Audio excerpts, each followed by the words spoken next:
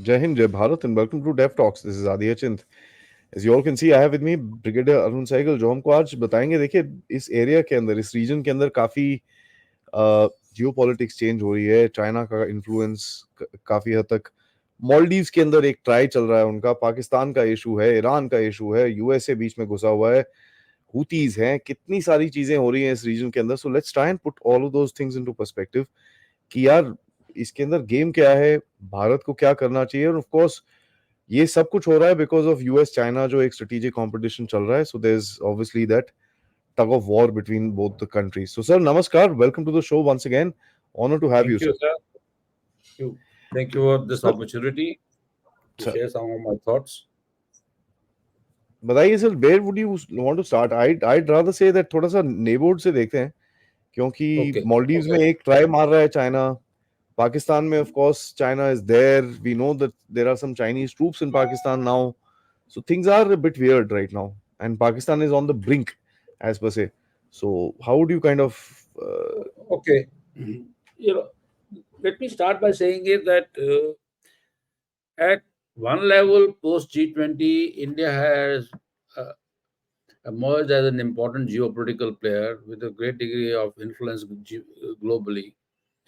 But as the things have panned out post September, and with the attack of Hamas on Israel and then continuing fighting, etc., the India's neighborhood is facing a troublesome period, and that is something which we need to focus ourselves upon. And the reason for that is that the Chinese are becoming assertive in our neighborhood.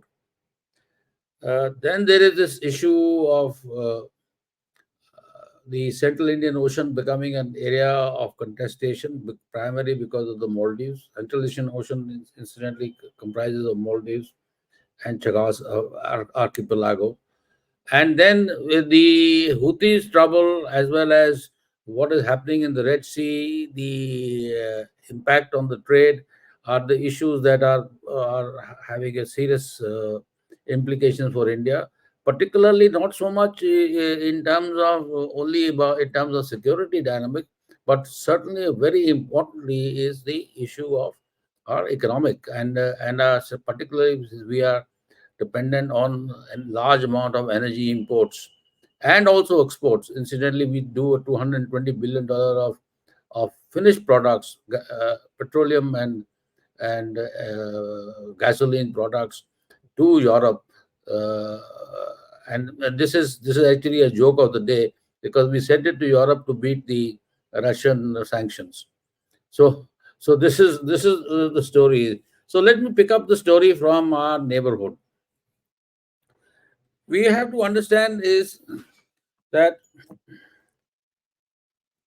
why is China so focused on our neighborhood? That's an important question to ask ourselves. Why is it so focused on our neighborhood? We have to look at the Chinese strategic thinking as far as its neighborhood policy is concerned.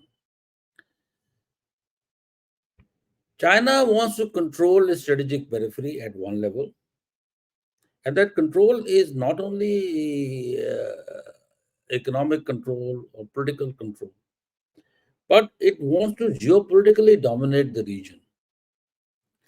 And the logic for that is interesting.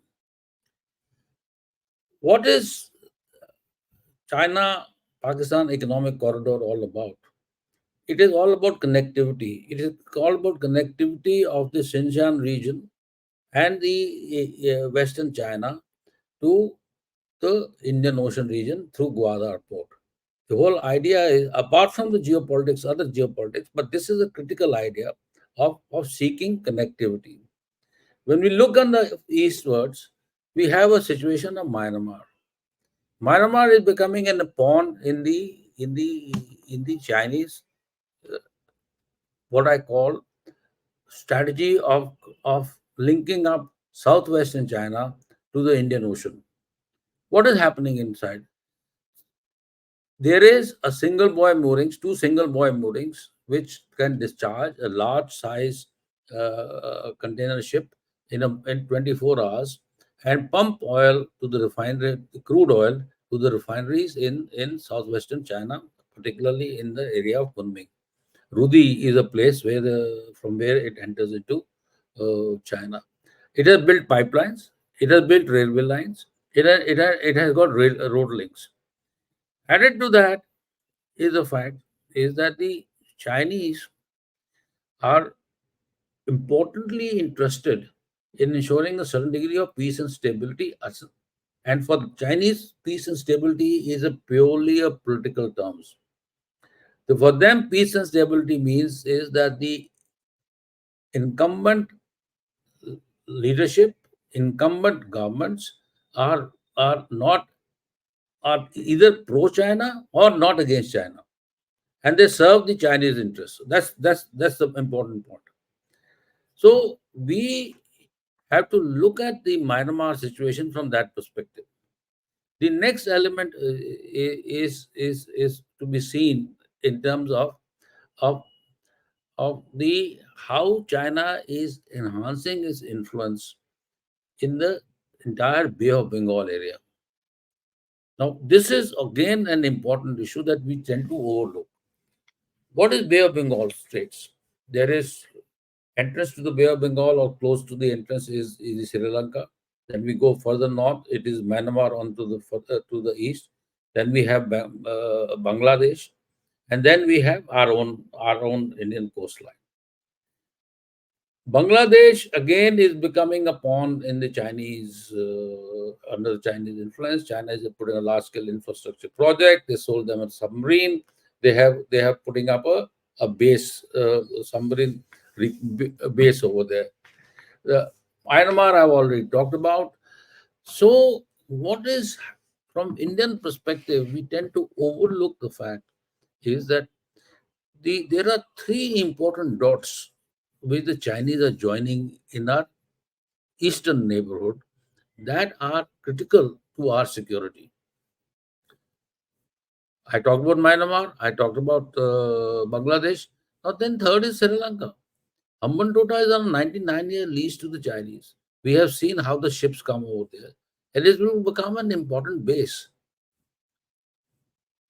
It may not become a base in the sense that Chinese will develop put in technical facilities for repair and other things, but it will become a important base for the Chinese ships who are pushing through this area for logistic support. You need you need fuels, you need lubricants, and you need rations and food. All that you will get over here. So what is happening is this. Is now link this whole thing to the Malacca Strait. Now, as and when the Chinese Navy or PLA Navy attempts to enter into the Indian Ocean in a large way, and that will have not happen sooner than later, particularly in the context of if the developments in West Asia continue to be at the level that they are, and the Chinese feel that the lines of communication through which flows the oil and other resources, as also its trade to the Mediterranean and to Africa, does get affected. We will see PLA Navy coming in a big way.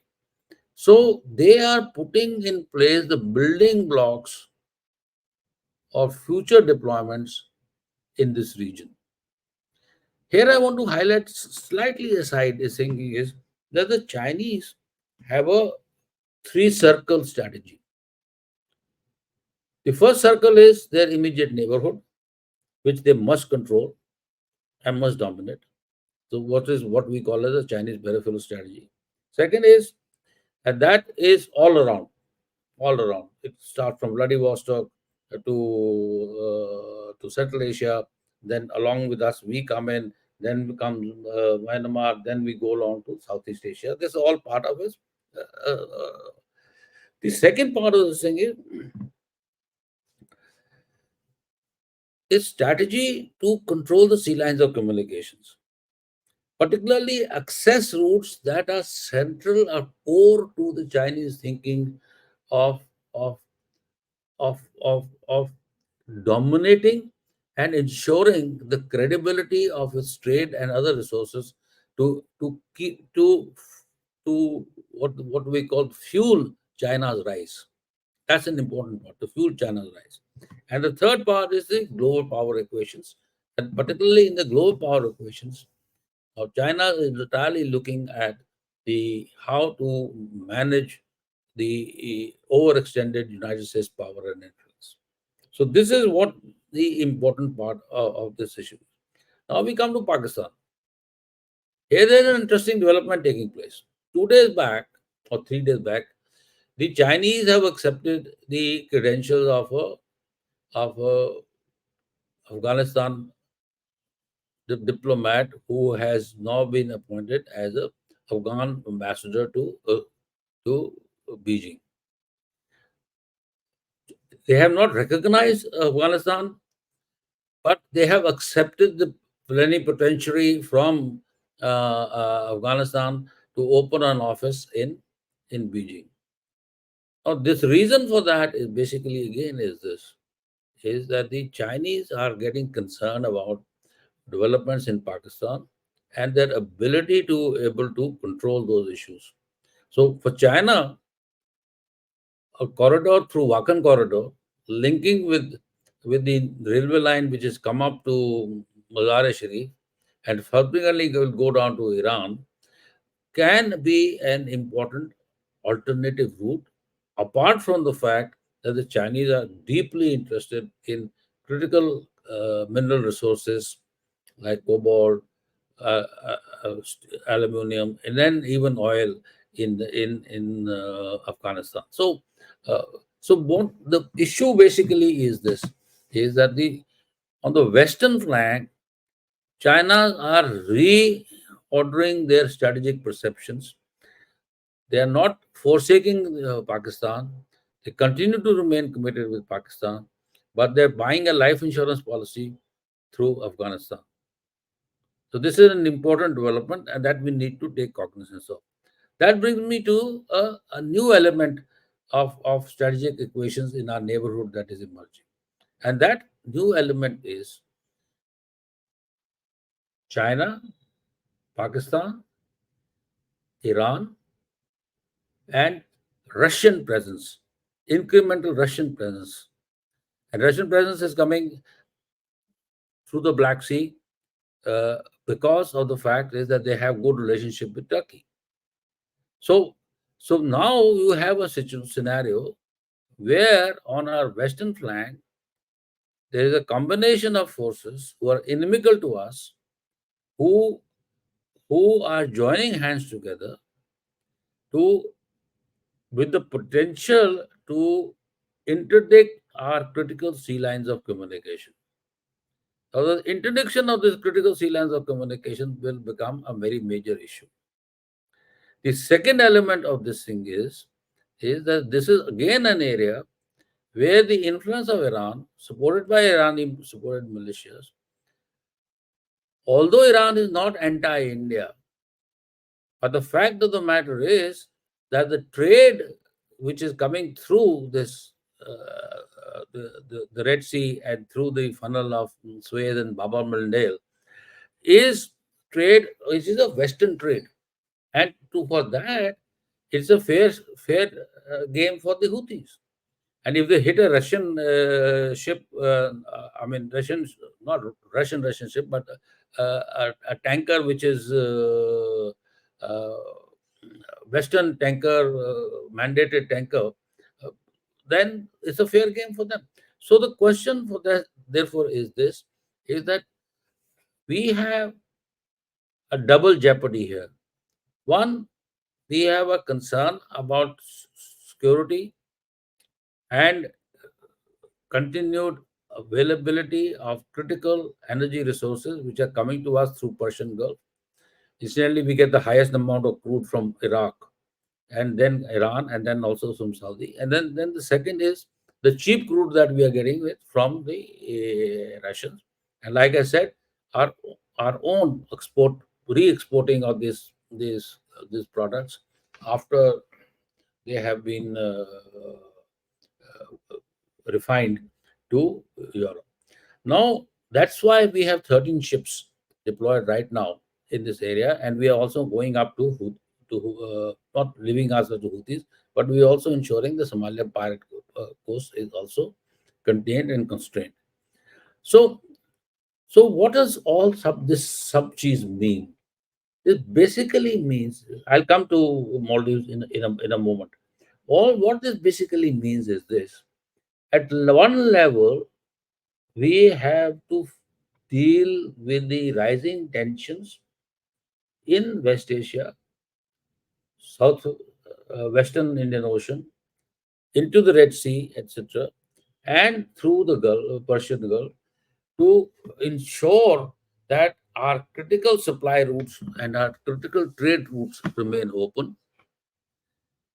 And here we have a very inimical neighbor, Western neighbor Pakistan, who is a partner in some of these shenanigans. We have China, which will do everything to spoil our party. But luckily, we are trying our best to maintain good relationship with Iran. So now somebody will ask me is why did Indian foreign minister go up to Iran and have those consultations? There are two reasons for that, at least my perspective. One perspective is to ensure, to tell the Iranians that Indians do not have this thing, and Indians would like a peace and stability in the region, and they would to expect and request the Iranians not to escalate things. And also, secondly, is to also tell them is that escalation in this region with the Chinese or any other person will be counterproductive. And this brings me now to the issue of the Russians' role. Please understand this. The Russian role in this region, I told about the four power, four nation, not alliance, but the cooperative mechanism that is operating in the region. To Russia is here as part of its efforts of American containment, supporting the Iranians, providing supporting the Saudis. Incidentally, the Saudis and Russians have a very good relationship, and also to look after its own interests. Therefore, as long as Russians are there, India has a leverage of at least reconciling our perceptions with their perceptions to ensure that the Russians don't do anything that harms our interests. But then that brings me to the issue of Americans. Now, the Americans of bang, bang, bang, thank you, ma'am, kind of a bloody story is upsetting the apple cart. They are lighting up so many fires on a daily basis by attacking bases in Iraq, bases in Syria, bases in around Jordan, and all over the place. Is that the containment of these fires is going to become very difficult. The interesting point from our perspective is this: Saudis are still by and large outside the war. UAE is outside the war. As long as these two are outside war and maintaining their trade and etc., India is okay. We have a very high level of trade with them. Now, what is being tried to be done is that the Saudis are being encouraged by the Americans to continue their deal with the Israelis, or continue to improve relations with Israelis. And that is why this hostage crisis is moving in a direction that if they can get the hostages out of this area, then the Saudis will have no reason not to uh, well give concessions to Israel. And what will then happen is that IMEC, which is the new economic corridor that we are trying to create, can become on stream because UAE is already on board. But this is a long shot. It's a long shot because, as some people call the new Biden doctrine, the new Biden doctrine, unfortunately, is not functioning well because of this anger venting continued firing going on by the, attacks by the Americans going on various rebels. People forget the fact that Houthis are a very strong element. They are the ones who have defeated Saudi Arabia earlier. Saudis had to get into an agreement with Houthis because they realized that they could not subdue them. So they are not somebody whom you can just sit down there, because they have a very simple issue: fire, forget, and push off. They just and life has got no meaning for them. Their idea is to impose costs. They have imposed costs in military terms, because to shoot down a damn stupid Houthi missile, you have to use a $2 million system to downgrade it. And secondly, is they upset the entire trading pattern in this area, where Yep. about 13 or 14% of the global trade passes. So who is winning in this whole game? So this is this part. Now coming back into the neighborhood issue. The neighborhood issue is why is a problem for us. Now I come a little more. Let's look at Bhutan. Bhutan is by and large very close to us. It's a country which I wouldn't say use the word protected, but Bhutan, we nurse Bhutan's security and we are concerned with it. But what is happening? Bhutan is entering into a border agreements with China. There is a increase of trade to $20 billion with Bhutan, from 1.5 to $20 billion with Bhutan. So incrementally, Chinese are buying off Bhutan. And what are they trying to do? They are trying to trade off the Western Bhutan, the border differences in the Western Bhutan, with the territory in Doklam, north of Doklam. So they have, as all the reports Yeah. indicate, they have already started building up roads and buildings and houses, etc., etc. So the idea basically for the Chinese perspective is this: that the so-called tri-junction comes under the greater Chinese influence, and Chinese then put in place a threat in being to the Siliguri corridor. This is something which we tend to forget or overlook. The next issue is that there is also a subversion of the political minds of the Nepalese being carried out by bringing about Communist Party and aligning it with the CPI, ML, UML, and other CPI, the Maoist elements within Nepal.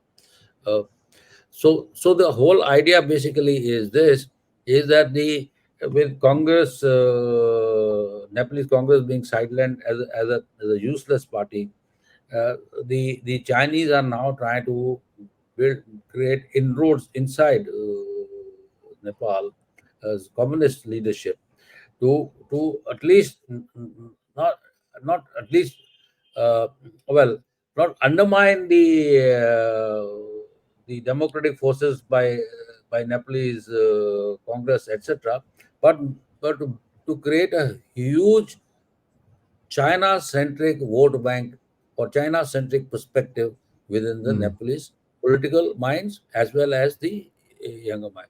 Now, adding to that, what they're trying to do is creating a huge amount of infrastructure.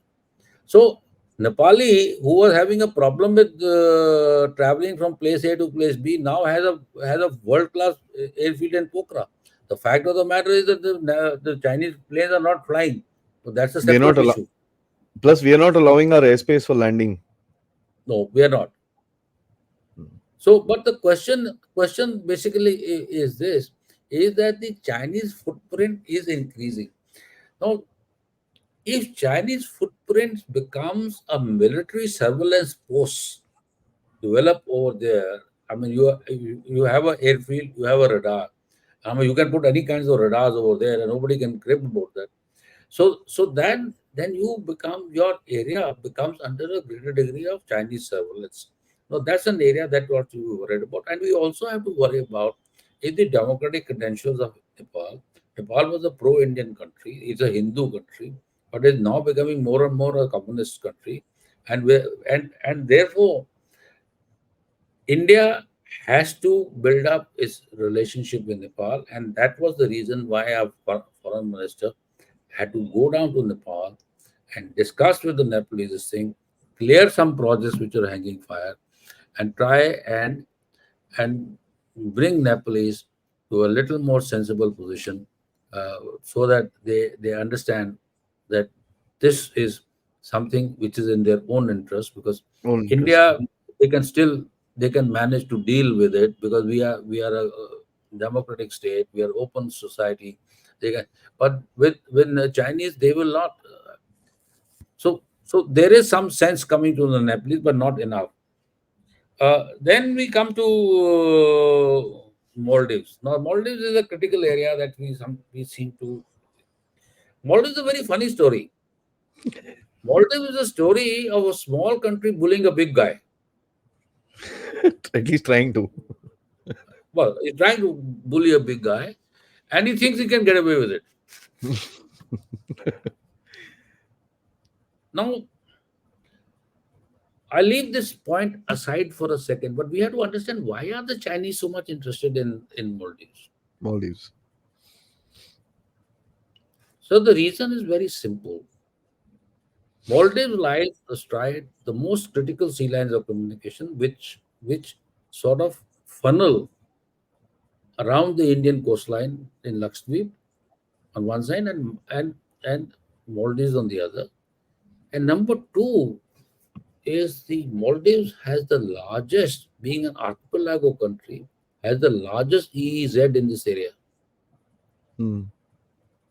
Because the Large EEZ, it means that they have a large amount of resources, fishing and otherwise. And we are all aware of the fact that how Chinese naval militia has been going all over the place to do fishing. Right? And not only fishing, under the EEZ, you can also go in for underwater mining. And now there is a new element that is being developed uh, in the world, and that is creating underwater cities or underwater facilities which can be developed over a period of time, and within about 5 to 7 years or 10 years, I think maximum, you will find the world developing underwater cities and people living underwater. So that kind of story is there. So Chinese are looking from a longer perspective to have a footprint.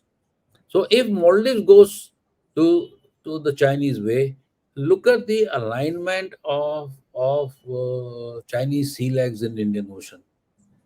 Starting from Malacca, in the north is Coco Island, which is becoming a Chinese outpost.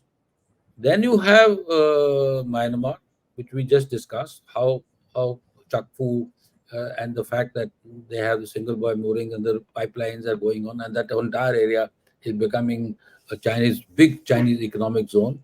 Added to that is RCEP, so becomes a big trading post for the Chinese for exports.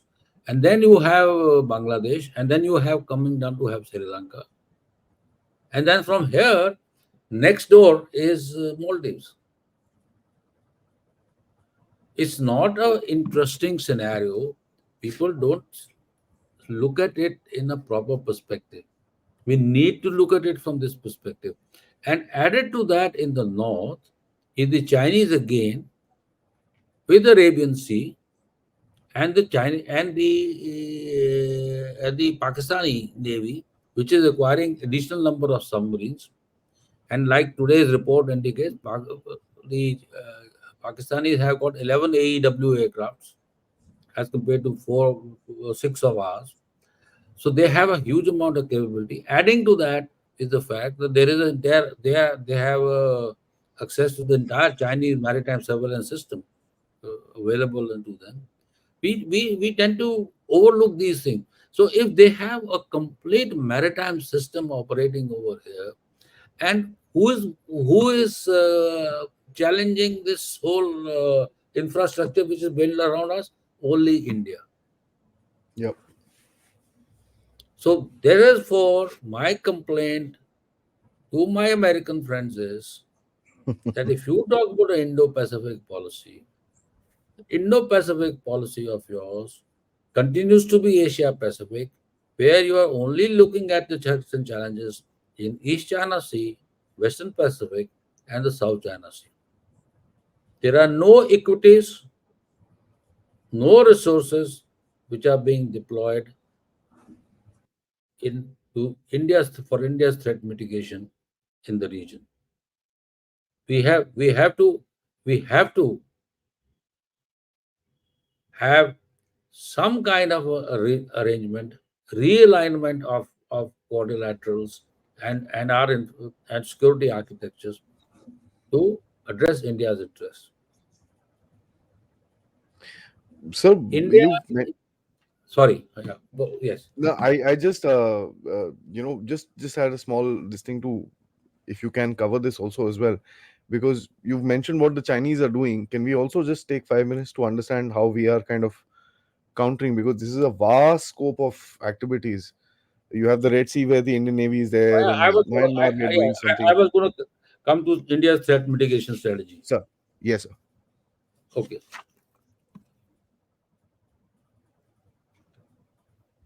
India's threat mitigation strategy basically is based on two or three elements. Fundamentally, we have no option but to engage effectively with our neighbors. And that Absolutely. is, we have to build up our relationship with Nepal. We have to accept a certain degree of tantromic relationship with Nepal because, essentially speaking, Nepalese are not anti-Indian. Mm, So, so a multiple strategy of economic engagement, high degree of political engagement, including shaping the political discourse in their country and providing them with connectivity and other elements which are necessary for them, like the railway line to Pokhara. Those are the issues that we need to prioritize. The tendency of Indians to behave like a big brother above a- with our smaller neighbors needs to be curbed. We need to curb that. absolutely. They're an equal As far country. I mean, they are. I've had a long dealings with this thing with the Nepalese Congress and as well as the Maoists. Mm, I, I Barsaram Pun and I used to, who was their defense minister, we used to sit down then late in the night discussing how to bring about rapprochement, etc. The next element is Bangladesh. In Bangladesh, what we have done is that we have put all our eggs in Sheikh Hasina's basket. Sheikh Hasina is doing a reasonably good job. We have also now emphasized on Americans to let go. They are releasing pressure on them on Bangladesh. But the reality of this whole issue is this: is Sheikh Hasina has to be less dictatorial. She has to mhm, allow a political activity in her own country, and you mm, cannot continue to run because, as we have seen in the past, if she continues the way she is continuing, and I'm making prophetic statement that there may be a chance that the Bangladesh army might once again, they did it earlier, and they might again intervene. This yep. is something which is not in our favor. So therefore, here a lot of my listeners who are will not be very happy with what I'm going to say is this: is that we have to build relationship with Bangladesh National Party, even if it's supported by Jaish Mohammed. The question is not that. The question is safety and security of our own country and our own interests. Your interests demand that. The interest demand that the Bangladesh National Party has to be, and also we must also raise our voices against ill treatment of intellectuals like the Nobel laureate, etc. And because essentially speaking, Bangladesh is a very developing society, a very evolved society. We need Bangladesh. We need Bangladesh as a commercial partner. We need Bangladesh as a trading partner. Tomorrow we'll need Bangladesh as a back end of our supply chains. So Bangladesh is important for us. And we good thing about Bangladesh is the Bangladesh political leadership, going by their foreign minister's recent statement, is said that we are not going to become a debtor nation to the Chinese. And one of the issues which the Bangladesh are very proud of the fact is that they are not going to allow Chinese labor, Chinese construction activities to come on and start making their infrastructure. They say, we want jobs. You can give us resources. We will build. You want to oversee them? Good for you.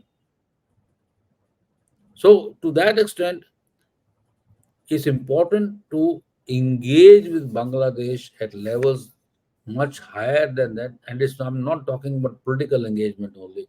I'm talking about economic and infrastructure, trade, investments in Bangladesh. That's important. Entire entire game. Hmm. Entirely. As far as Myanmar is concerned, there's a tricky situation. There are two elements at play. There is the Myanmari junta, which is trying to control and fast losing control. And there is this independence movement, Opposition. Hmm. opposition, which is now consolidated into a strong independent movement with the army, with their own army, own setup. We need to open up to both of them. We need to engage with the democratic forces, the new, and uh, also push and use our weight to push the junta toward reconciliation.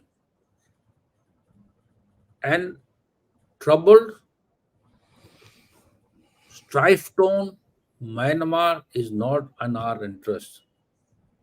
Although there is a Indian leadership is talking about fencing the border, I am against it because Myanmar is our gateway to ASEAN. We were building up the ASEAN highway. It was a huge trade route. We must continue with that. Before this junta took over this place in 3 years early back or 2 years back, whatever, I think 3 years back,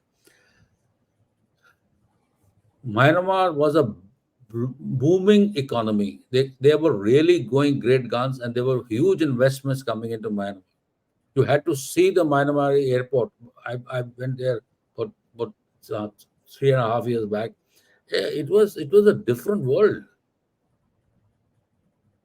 Myanmar and the kind of this export promotion zones where the Japanese were investing along with us, we were trying to work things out, investment, getting even the Americans to come and invest through their financing schemes. The whole idea was good. We need to go back to that. We need to invest in Myanmar. We can't allow situation in Myanmar to fester and continue to go downhill and let the Chinese influence increase. No. Hmm. And we also have to have a contingency plans to ensure that the Bay of Bengal does not get securitized beyond a point. My information is that all airfields on the west coast of Myanmar have been upgraded to take the latest Chinese aircraft, even J-20s and things like that.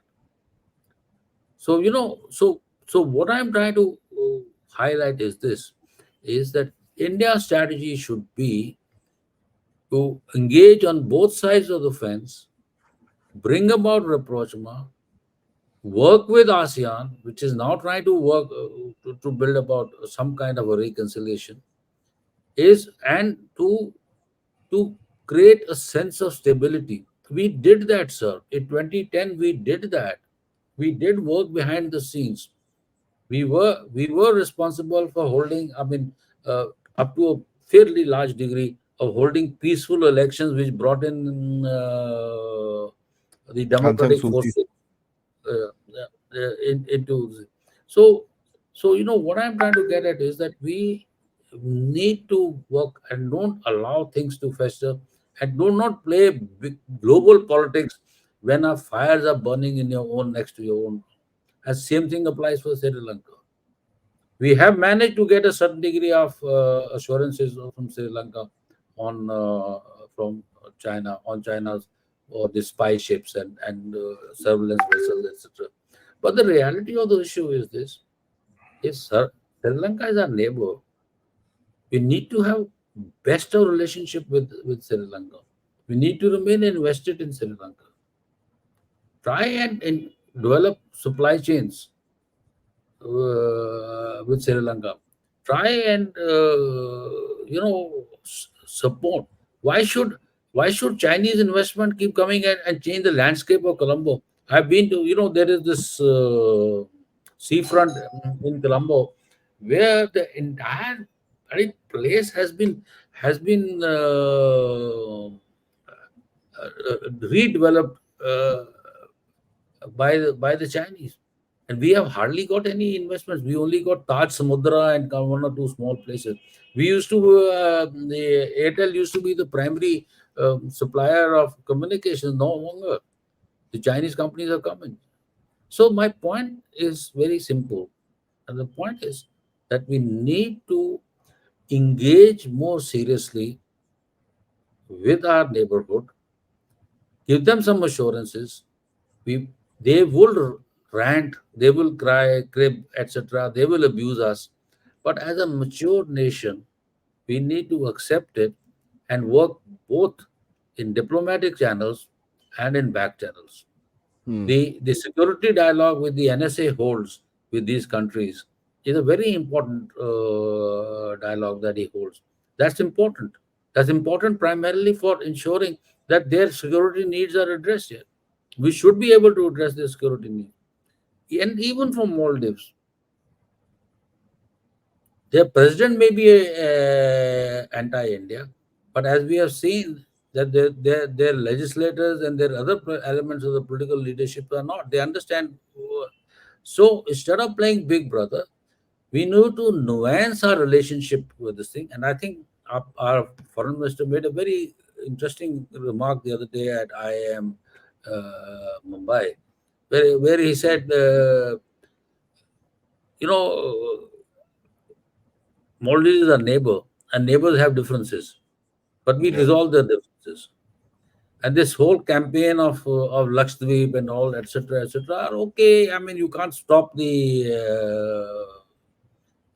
media, this thing, social media to do that. But there has to be a certain degree of nuance. At least political statement must come up to say that we understand the compulsions of Mazui, whatever the guy's name is, we understand his compulsions. We will work together to resolve this issue, rather than getting top of our head and big guy, small country like this is abusing us. No, we should not. We should have maturity in our perspective. That's all I had to say. So I hope I have answered your questions, or is there Absolutely, yes, any? sir. With regards to Maldives, you're absolutely correct. I think Shankarji mentioned it very clearly, and I think the government also didn't take any hard stand. It was the No. citizens who decided to give him a big middle finger, but uh, the government didn't really say much. And of course, which is very mature of us actually handling the situation as far as the government is concerned. Sir, this has been quite a roll ride. You've actually taken us around the region. My last little submission to you would be to kind of the Indian Navy will play a big role in all these countries, right? And that's something which we will see going into the future, and especially recently with the role that the Navy has played in the Red Sea and the Arabian Sea area, it is seen that the Navy is wanting to take a larger role on its game. How would you comment on that? just to close this wonderful talk? Oh, it's absolutely. A Navy will have to play a role. I mean, I don't know whether your listeners are aware of the fact that we have a Navy has, I think, what, 16 or 17 ships or 18 ships on standing patrols in 9 locations all along the Indian Ocean. So we have a standing patrol. They are physically there. They're starting from Malacca down to Seychelles, etc. So and so we are on call. We are available in the entire region. We are policing the region, Hmm. and the best part of this whole thing is that in our anti-piracy operations, all the inimical guys who abuse us, we have taken action to save their citizens from the pirates. That goes in Sri Lankans, Pakistanis, and the Iranians. Yeah, that Not tells that you a any lot. of them, any one of them will be thankful to us, but I'm sure when the political leadership understands it, that they say they would understand the Indian maritime capability and Indian Navy's capacity for its expansive presence in the Indian Ocean. So when the next time they will try and play a little footsie game with us through the Chinese, etc., they will realize that Indian Navy is strong, capable. Hmm. And the last, I leave you with the last point of information is that yesterday we tested 900-kilometer range BrahMos missile. So if you start plotting 900-kilometer BrahMos missile It's a from our huge distance. location, you will get to know that we have that's only BrahMos. Huh? We have other weapon systems also, but Yeah, I yeah. simply try to say that. So what I'm trying to get at is that Navy will play a big role, and I think a lot of good things are happening to the Navy, which are sometimes known, sometimes not well known, but that's how it should be. Uh, if there are any questions about the audience or anything like that, I'll take it. Otherwise, Mm, not at all, sir. Well, thank you so much, sir, for your thank you time so and the effort that you kind of put in into the research. It's always an honor to talk to you, and looking forward for another conversation very soon, sir. Till then, much. Jai Hind. Jai Hind, Jai Hind. Thank you. Thank you. Thank you, sir.